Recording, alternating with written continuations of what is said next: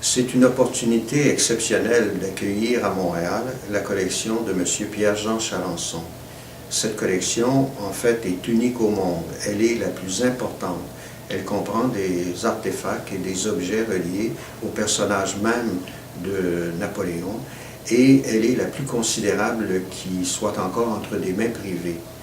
Et ce n'est pas sans intérêt que cette collection puisse être accessible aux Montréalais et aux visiteurs du Québec et du Canada.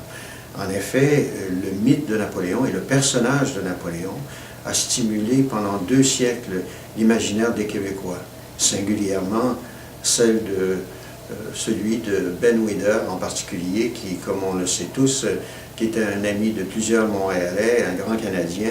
Ben Wider a donné sa collection personnelle au Musée des Beaux-Arts de Montréal, qui a ouvert, il y a déjà de cela 6 ans, des salles consacrées à Napoléon et à l'Empire, salles qui sont visitées par des milliers de personnes chaque année. Moi-même, l'automne dernier, j'ai publié un ouvrage consacré au mythe de Napoléon au Canada français et j'y ai fait des découvertes vraiment étonnantes. Par exemple, le fait que les Sulpiciens qui accueilleront M. Chalençon au cours de cette exposition étaient de farouches adversaires de Napoléon. C'est eux qui étaient les plus importants souscripteurs pour la construction du monument qui célébrait la victoire de Nelson contre Napoléon en 1809.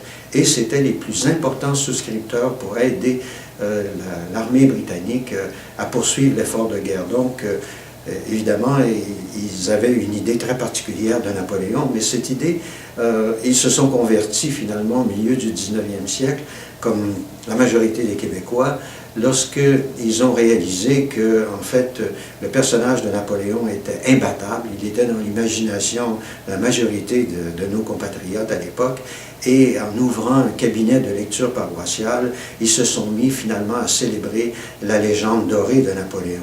C'est donc un retour de l'histoire, finalement, de se retrouver à l'église Notre-Dame, puisque cette église a été construite à l'époque même de l'Empire, grâce à des souscriptions publiques. D'ailleurs, les Sulpiciens étaient passés maîtres dans l'art de recueillir des fonds publics et accueillir la collection de M. Pierre-Jean Chalençon, cette collection unique d'objets de Napoléon.